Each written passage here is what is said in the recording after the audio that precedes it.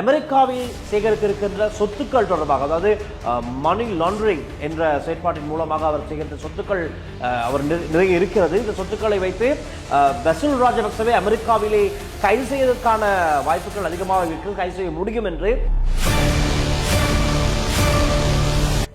ஊடகங்களை திசை திருப்பிவிட்டு சென்றது தெளிவாக விளங்கியது. ஆகவே ஊடகவியலாளர்கள் அனைவரும் ஒரு பக்கம் காத்திருக்க அவர்கள் திசை திருப்பி விட்டு மறுபக்கமாக அவர் உள்ளே சென்று விட்டார். இது என்னத்துக்காக அவர் உள்ளே போனார்? சுயடிக்கு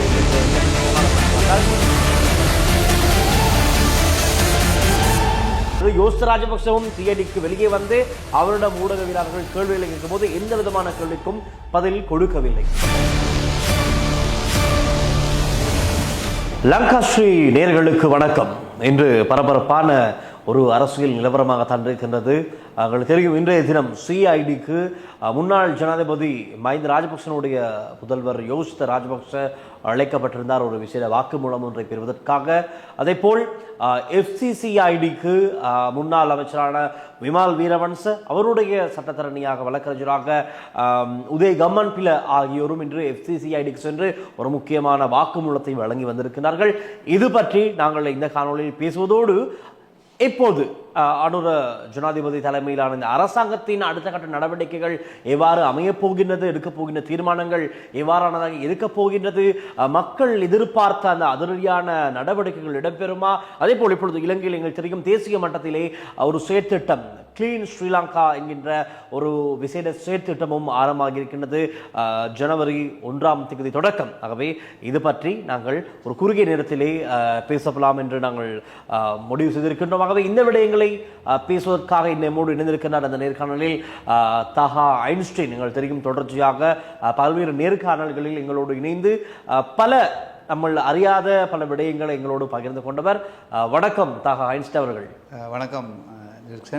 புது வருட வாழ்த்துக்கள். முதல்ல உங்களுக்கும் புது வருட வாழ்த்துக்கள் ஆகட்டுமாக.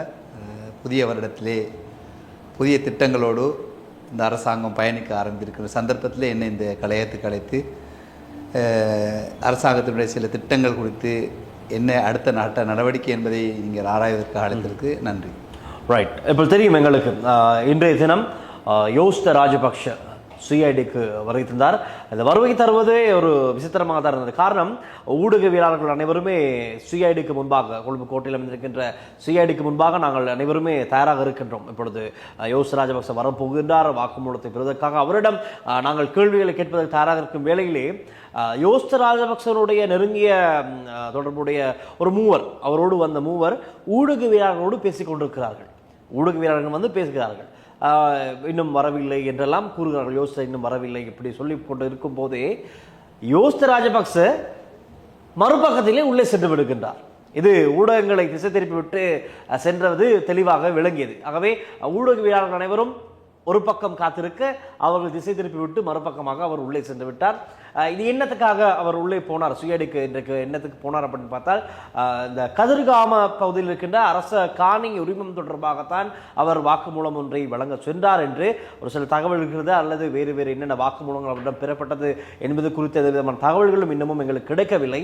இருப்பினும் இப்போதைக்கு இந்த கதிர்காம பகுதியில் இருக்கின்ற அந்த காணி தொடர்பான விவரங்களை பெற்றுக்கொள்ளத்தான் சுயடி அழைப்பிடுகிறது. அதே போலதான் விமல் வீரவன்ச 2022ஆம் ஆண்டு தனியார் தொலைக்காட்சி ஒன்றுக்கு வழங்கிய நேர்காணலின் போது அவர் ஒரு விடயத்தினை வெளிப்படுத்தியிருக்கின்றார்.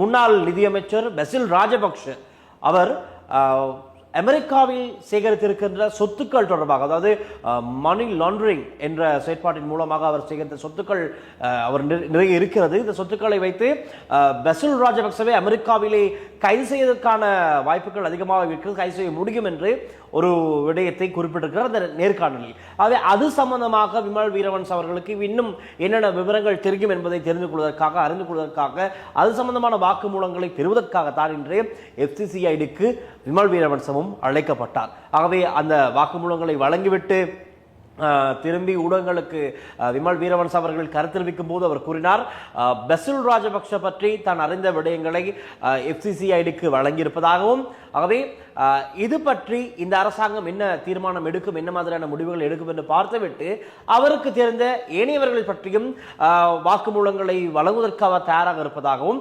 ஊடகங்களுக்கு அவர் கருத்து தெரிவித்திருந்தார். ஆகவே அவர் இன்னும் நிறைய விடயங்களை அறிந்து வைத்திருப்பதாகத்தான் அவர் கூறுகிறார். ஆனால் அடுத்தடுத்த கட்டங்கள் எப்படி அமையும் என்று தெரியாது. இப்படித்தான் இன்றைய குழும நிலவரம் இருந்தது. யோசித்த ராஜபக்சவும் சிஐடிக்கு வெளியே வந்து அவரிடம் ஊடகவியலாளர்கள் கேள்விகளை கேட்கும் போது எந்த விதமான கேள்விக்கும் பதில் கொடுக்கவில்லை. மாறாக கேட்ட கேள்விகளுக்கு நீங்கள் சென்று போலீசாரிடம் இந்த கேள்விகளுக்கு பதில்களை பெற்றுக்கொள்ளுங்கள் என்று அவர் தன்னுடைய வாகனத்தில் ஏறி சென்று விட்டார்.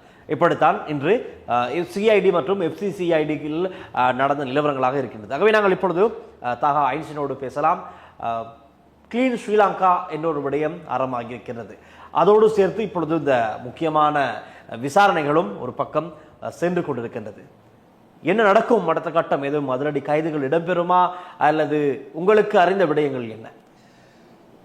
ஜனவரி 1ஆம் தேதி கிளீன் ஸ்ரீலங்கா வேலைத்திட்டம் ஆரம்பிப்பதாக தோழர் அனுரகுமார் திசாநாயக்க ஜனாதிபதி அவர்கள் அறிவித்திருந்தார்கள். அதே போன்று ஜனாதிபதி செயலகத்திலே அதற்கான விடயங்கள் பேசப்பட்டது. அதற்கான டாஸ்க் ஃபோர்ஸும் போடப்பட்டிருக்கிறது. 18 பேர் அடங்கிய டாஸ்க் ஃபோர்ஸ் போடப்பட்டிருக்கு. அதிலே மகேல சங்கக்கார போன்றவர்கள் உள்வாங்கப்பட்டிருக்கிறார்கள். எல்லா துறை சார்ந்தவர்களுமே அந்த டாஸ்க் ஃபோர்ஸில் உள்வாங்கப்பட்டிருக்கின்றார்கள். எனவே எல்லா துறை சார்ந்த விடயங்கள் குறித்தும் இந்த கிளீன் ஸ்ரீலங்காவிலே கவனிக்கப்படும் என்பதை ஒரு அறிகுறியாக இதை நாங்கள் காண, விளையாட்டுத்துறையாக இருக்கலாம், அனைத்து அலுவல்கள் துறைகளாக இருக்கலாம், எல்லா துறைகளிலுமே க்ளீன் பண்ண வேண்டிய கடப்பாடு இருக்கின்றது. எனவே அந்த அடிப்படையிலே அது ஆரம்பிக்கப்பட்டுள்ளது. ஆனால் ஒரு கேள்வி, ஏன் தமிழர்கள் யாரும் உள்ளடக்கப்படவில்லை என்ற ஒரு விமர்சனமும் இருந்தது.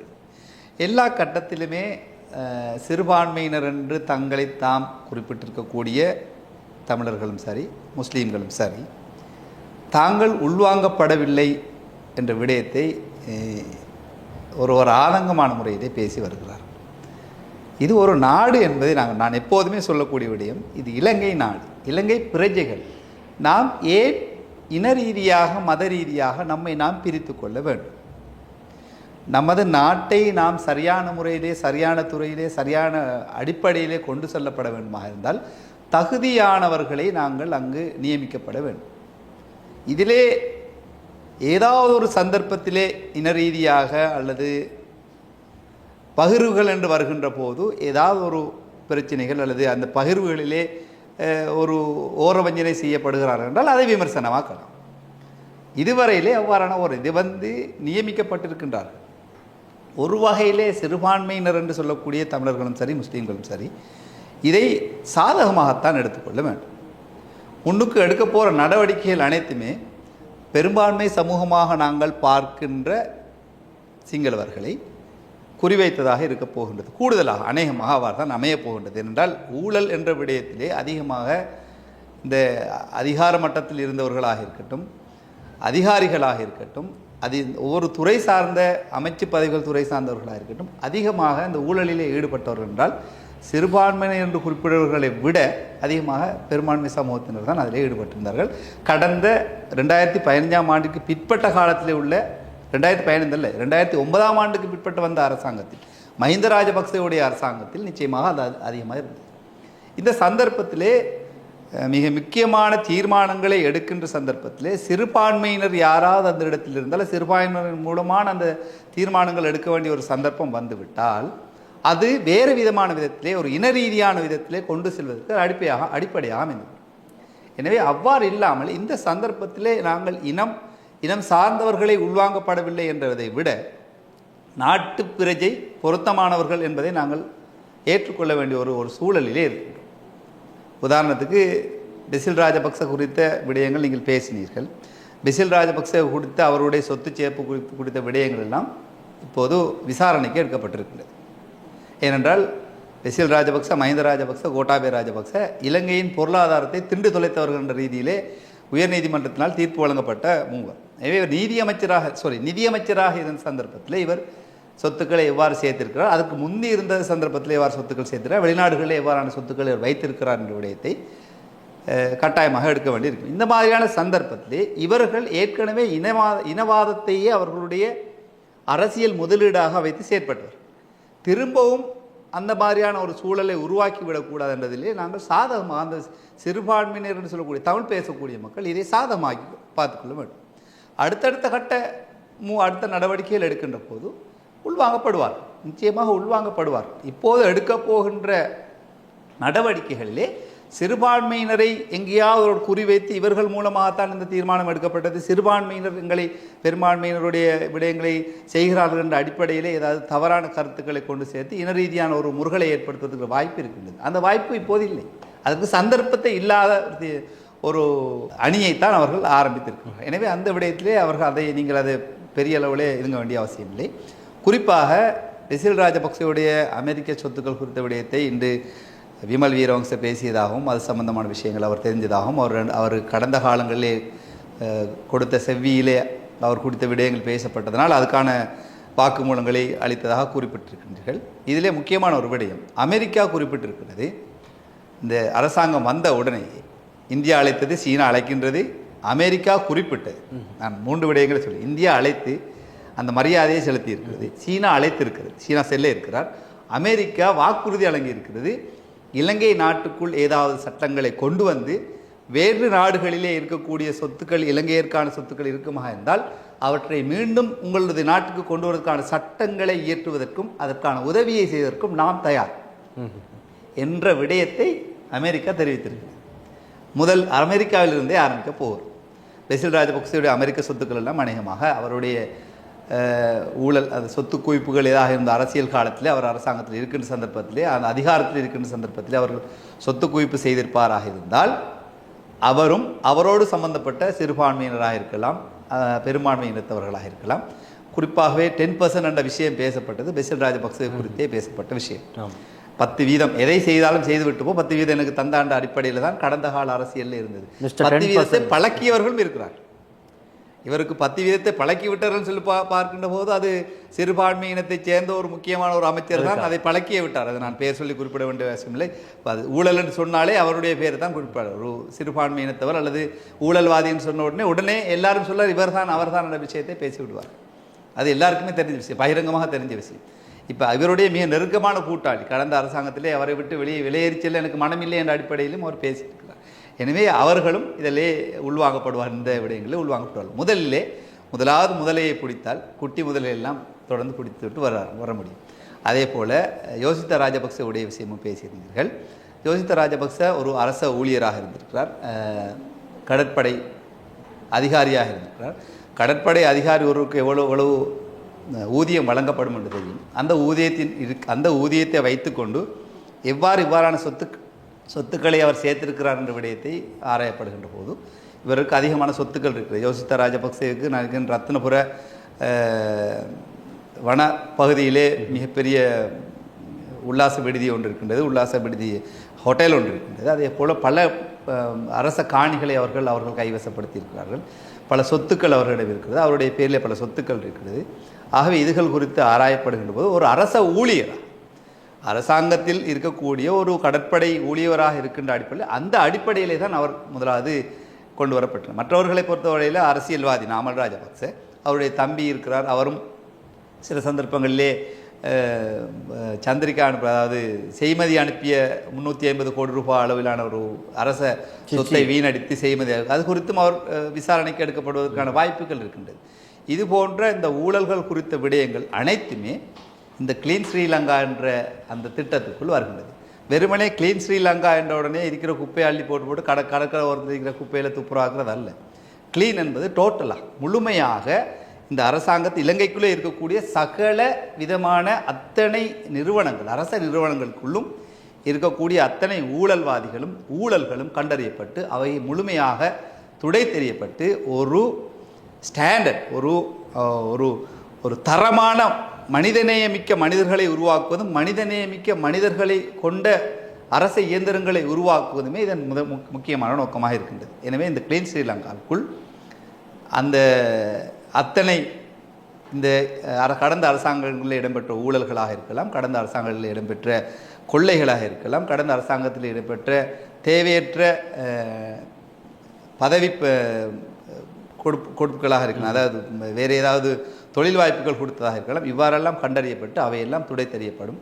அதே போன்று கொழும்பு மாவட்டத்தை பொறுத்தவரையிலே நிறைய அரச காணிகள், யூடி காணிகள் எல்லாம் தாறுமாறாக கண்டபடி அவர்கள் எந்த விதமான டெண்டரும் கோரப்படாமல் அவர்களுக்கு விருப்பமானவர்களுக்கு 35 வருடம், 40 வருடம், 90 வருடங்களுக்கு அவர்கள் டெண்டர் இல்லாமலே கொடுத்திருக்கின்றார்கள். அதே போன்று திருகோணமலையில் அல்லது கிழக்கு மாகாணத்திலே கிட்டத்தட்ட 700 கோடி ரூபாய்க்கு மேற்பட்ட திட்டங்கள், வேலை திட்டத்தை வெறுமனே 3.5 கோடி ரூபாய் போன்ற சின்ன திட்டங்களாக அதை வகுத்து எந்த விதமான டெண்டர் கோரிக்கையிலும், அதாவது கேள்வி மனுவும் தாக்கல் செய்யப்படாத நிலையிலே அவர்கள் அந்த 700 கோடி ரூபாய் வேலை திட்டத்தை அந்த கிழக்கு மாகாணத்திலிருந்து அமைச்சர்கள் வியாழேந்திரன் மற்றது பிள்ளையான் போன்றவர்கள் எல்லாம் அந்த மாதிரியான விலைகளை செய்திருக்கிறார்கள். அதுவும் கண்டறியப்பட்டிருக்கின்றது. அதுவும் அவை அனைத்துமே இவ்வாறாக அரசாங்கத்தையும் மக்களையும் ஏமாற்றி எந்த விதத்திலே அரசு சொத்துக்களை கொள்ளையடித்திருக்கிறார்களோ அவை அனைத்தையுமே உள்வாங்கப்பட்டு நிச்சயமாக அவற்றிற்கான தண்டனைகள் வழங்கப்படும். அதே நேரம் தொடர் விஜித் ஹேரத் அவரும் ஒரு விடயத்தை சொல்கிறார், நாங்கள் மிக கடுமையான தீர்மானங்களை எதிர்காலத்தில் எடுக்க வேண்டிய ஒரு சூழல் வருகின்றது என்றால் மக்கள் கூடுதலாக எதிர்பார்த்தது இந்த ஊழல் ஒழிக்கப்பட வேண்டும், ஊழல்வாதிகளிடமிருந்து அத்தனை சொத்துக்களும் மீண்டும் பறிமுதல் செய்யப்பட வேண்டும் என்பதுதான் மக்கள் விரும்பியது. அவர்களுடைய வாழ்வாதாரத்தையும் அல்லது அவர்களுக்கான உணவு பிரச்சனைகளையும் விட அவர்கள் முதற் பிரச்சனையாக கொண்டதே அந்த ஊழலை தான் அவர்கள் முன்னோக்கி மக்கள் இந்த வாக்களித்த இந்த அரசாங்கத்தை கொண்டு வந்தார். இந்த சந்தர்ப்பத்திலே அதை மக்களுக்கு நிறைவேற்ற வேண்டுமாக இருந்தால் நிச்சயமாக கடுமையான தீர்மானங்களை எடுக்க வேண்டியிருக்கின்றது, கடுமையான சட்டங்கள் நிறைவேற்றப்பட வேண்டியிருக்கு. அதுக்கான சில சட்ட வரைவுகளை, சட்ட அமலாக்கங்களை கொண்டு வர வேண்டியிருக்கின்றது. அந்த அடிப்படையிலே தான் கடுமையான தீர்மானங்களை எடுக்க போகிறோம் என்ற விடயத்தை தோழர் விஜித் ஹேரத் அவர்கள் தெரிவித்திருக்கின்றார்கள். இதை மக்கள் பக்கம் திருப்பி விடுவதற்காக நாங்கள் ஏதோ மக்களை அடக்கி ஆளப் போவதாக, மக்களை இருக்க போவதாக போன்ற ஒரு தோரணையை சில மீடியாக்கள் மூலமாக அவர்கள் கொண்டு சேர்க்கணும். அவ்வாறு அல்ல. நிச்சயமாக இந்த ஊழல்களுக்கும் அதே மாதிரி இந்த நாட்டை சூறையாடியவர்களுக்கும் எதிராகத்தான் இந்த சட்டங்கள் அமைய இருக்கின்றோம். அதற்கான இறுக்கமான சட்டங்களைத்தான் நாங்கள் எதிர்காலத்தில் எடுப்போம் என்ற விடயத்தை தோழர் விஜித் ஹேரத் அவர்களும் தெரிவித்திருக்கிறார். இப்பொழுது கடந்த கால அரசாங்கங்கள் இருக்கும்போது எங்களுக்கு தெரியும் என்பிபி ஜேவிபி என்றால் இன்றைய ஃபைல்களோடு தான், ஆதாரங்களை கையில் வைத்து கொண்டு தான் இந்த ஊழல் இடம்பெற்றிருக்கின்றது. மிக முக்கியமாக ராஜபக்சர்களுடைய குடும்பத்திலே செய்யப்பட்ட ஊழல் மோசடிகள் குறித்து நிறைய ஃபைல்கள் தற்போது ஜனாதிபதி அன்ருகுமார் திசாநாயக்கருடைய கைகள், அப்பொழுது எதிர்க்கட்சியில் அமர்ந்திருந்தால் அவருடைய கையில் நிறைய ஃபைல்கள் மூலமாகத்தான் ஆதாரங்களோடு பேசினார். ஆனால் இப்பொழுது ஒரு சில கருத்துக்கள், மக்களுடைய பக்கமிருந்த ஒரு சில கருத்துக்களை காணக்கூடியதாக இருக்கிறது. அன்று வைத்திருந்த ஃபைல்கள், ஆதாரங்களை வைத்துக்கொண்டும் கூட ஏன் இன்னும் எந்த விதமான பெரிய கைதுகளும் இடம்பெறவில்லை?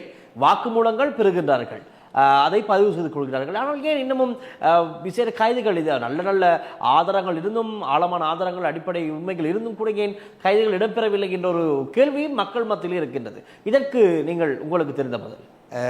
தோழர் அனுரகுமார் திசாநாயக்க அல்லது எங்களுடைய கட்சியை நம்பி வாக்களித்த மக்கள் இந்த ஃபைல்களை ஒப்படைத்தது எங்களிடம் நம்பிக்கையோடு ஒப்படைத்திருக்கிறார்கள். முழுமையான ஃபைல்களையும் கட்சி ஊடாக நாங்கள் தேடி பெற்றதல்ல. எங்கள் மீது வைத்த நம்பிக்கையின் அடிப்படையிலே ஒவ்வொரு துறை சார்ந்தவர்களும் அங்கு இடம்பெறுகின்ற ஊழல்கள், தவறுகள், பிழைகளை இவ்வாறாக நடக்கிறது, நிறுத்துங்கள், முடிந்தால் பேசுங்கள் என்ற அடிப்படையிலே ஃபைல்களை கொடுத்தார். அது ஒன்றுமே முழுமை பெற்ற ஃபைல்கள் அல்ல, முழுமை பெற்ற தொகுப்புகள் அல்ல. அதிலே குறைபாடுகள் இருக்கின்றது. குறைபாடுகளோடு போய் நாங்கள் ஒரு வழக்கு தாக்கல் செய்கின்ற போது அதில் முழுமையான ரீதியிலே அதுக்கான தண்டனையை வாங்கி கொடுக்க முடியாது.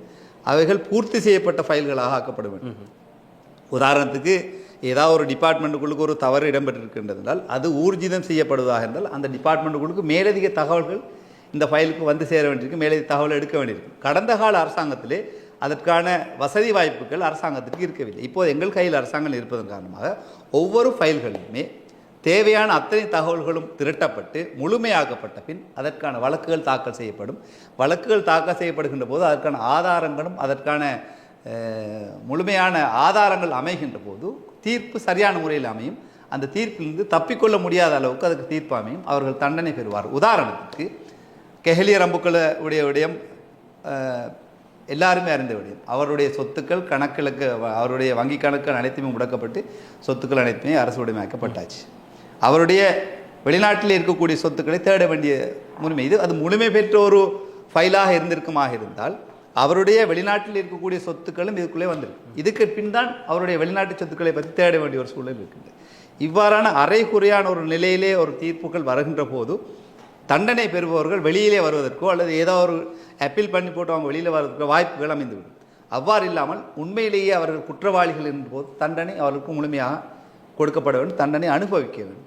அதற்காக அந்த ஃபைல்கள் எல்லாம் முழுமை பெறும் வரும் கொஞ்சம் பொறுக்க வேண்டிய ஒரு சூழலில் தான் இருக்கின்றார்கள்.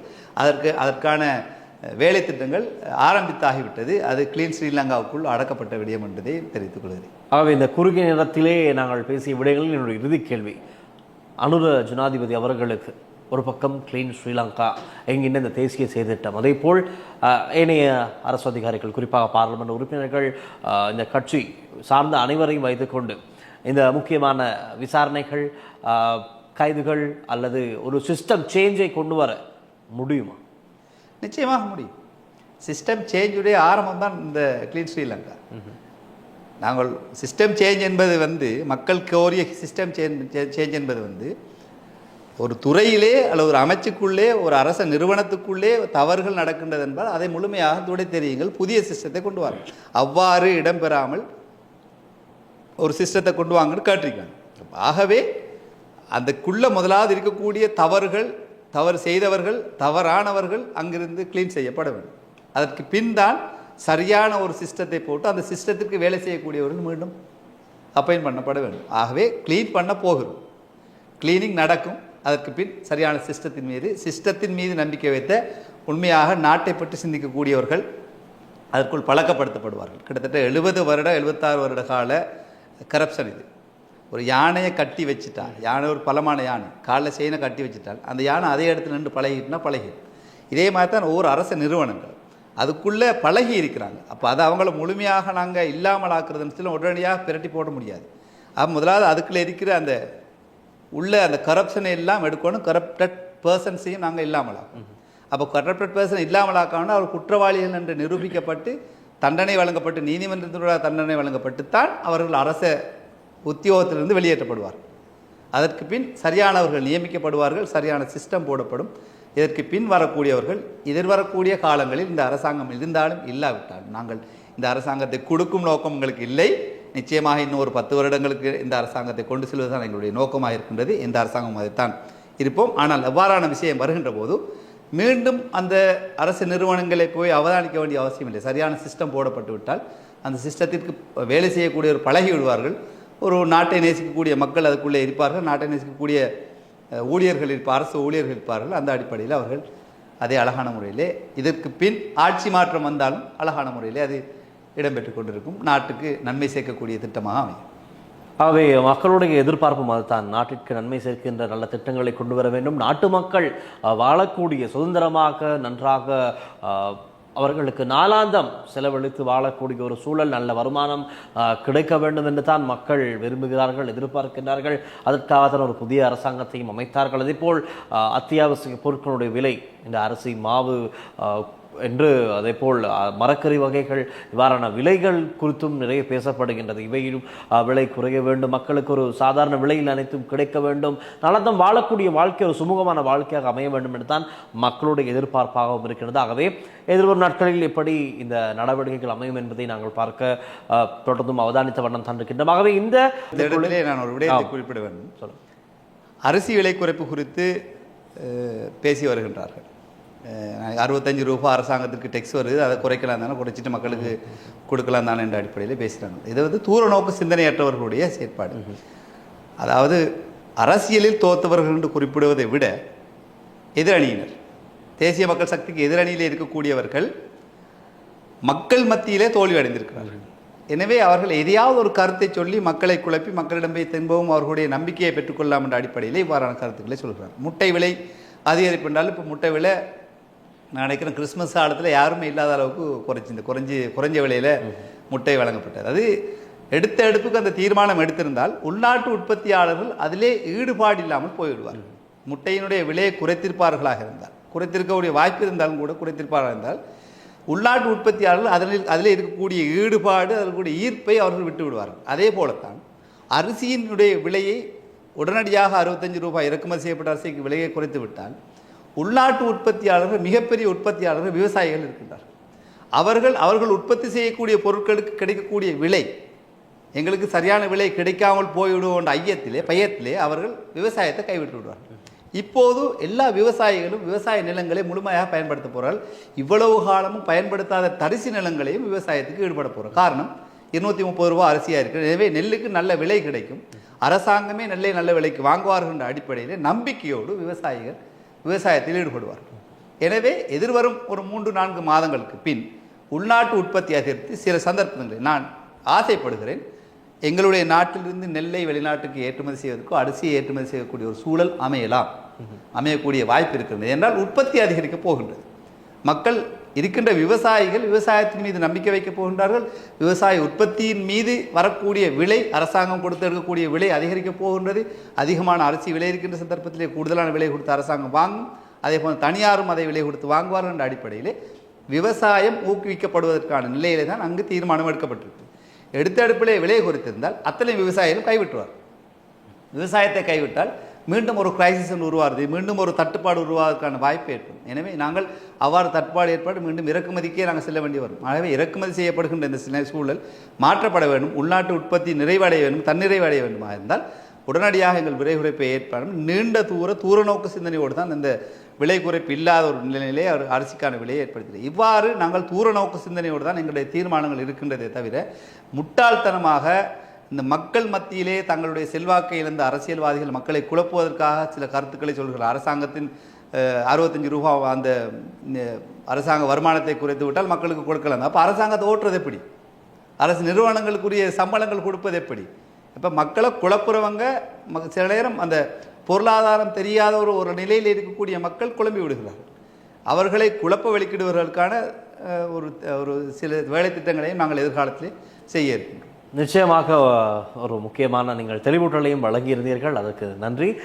ஆகவே இந்த குறுகிய நேரத்தில் நிறைய விடயங்களை நாங்கள் பேசியிருக்கின்றோம். தொடர்ச்சியாக எதிர்வரும் நாட்களிலும் நாங்கள் ஐன்ஸ்டைன் அவர்களை இணைத்துக் கொண்டு நிறைய நேர்காண நிகழ்ச்சிகளை செய்து அடுத்து வரும் நாட்களில் என்ன நடக்கப் போகின்றது, நடக்கும் விடயங்கள் பற்றிய ஒரு தெளிவினை பெறவிருக்கின்றோம். கட்சி சார்பில் தான் அவர் பேசுகின்றார். ஆகவே இன்று எங்களோடு இணைந்து இந்த விடயங்களை என்னோடு பகிர்ந்து கொண்ட ஐன்ஸ்டைன் அவர்களுக்கு எங்களுடைய நன்றிகள். நன்றி. லங்காசிரிக்கும் நண்பராகியே விட்டீர்கள், தோழராகி விட்டீர்கள், தோழர் திலீப்சன் அவர்களுக்கும். தொடர்ந்தும் நான் மீண்டும் எதிர்பார்க்கிறேன் இவ்வாறான விடயங்களை தமிழ் பேசக்கூடிய மக்களுக்கு சென்றடைவதற்கு நான் இதை ஒரு ஊடகமாக, எனக்கு ஒரு ஊடகமாக நான் பயன்படுத்திக் கொள்வேன். இதுக்கு சந்தர்ப்பம் தொடர்ந்து எனக்கு தந்து கொண்டிருக்கிறீர்கள். மீண்டும் மீண்டும் பலத்த நன்றிகளை, மிக மிக நெருக்கமான நன்றியை உங்களுக்கு தெரிவித்துக் கொள்கிறேன். உங்களுக்கும் இந்த கலையத்தில் இருக்கக்கூடிய அனைவருக்கும், உரிமையாளர்களுக்கும் நான் மிக நன்றியை தெரிவித்துக் கொள்கிறேன். நன்றி. ஆகவே இந்த நேர்காணல் நிகழ்ச்சியினூடாக உங்களுக்கு ஒரு நல்ல தெளிவு கிடைத்திருக்கும் நாங்கள் நம்புகின்றோம். இன்றைய தினம் நடந்த அதிரடியான செயற்பாடுகள், அரசியல் களத்திலே நடந்த முக்கியமான சம்பவங்கள் என்ன, முக்கியமான செய்திகள் என்பது குறித்தும் நாங்கள் இந்த காணொலியில் பேசியிருக்கின்றோம். இதன் பின்புலன் எப்படி இருக்கின்றது, அடுத்து நடக்கும் என்பது குறித்தும் பேசியிருந்தோம். ஆகவே ஒரு பயனுள்ள ஒரு உரையாடலாக, ஒரு காணொலியாக அமையும் என்று நம்பிக்கொண்டு நாங்கள் விடைபெறுகின்றோம். தொடர்ந்தும் லங்கா ஸ்ரீயுடன் இணைந்திருங்கள். லங்கா ஸ்ரீகளுக்காக ஒளிப்பதிவாளர் விஜயகுமார் மற்றும் லிசிஹருடன் நான் டெல்ஷான் வின்சன் மற்றும் ஒரு நேர்காணல் நிகழ்ச்சியில் சந்திக்கலாம். நன்றி, வணக்கம்.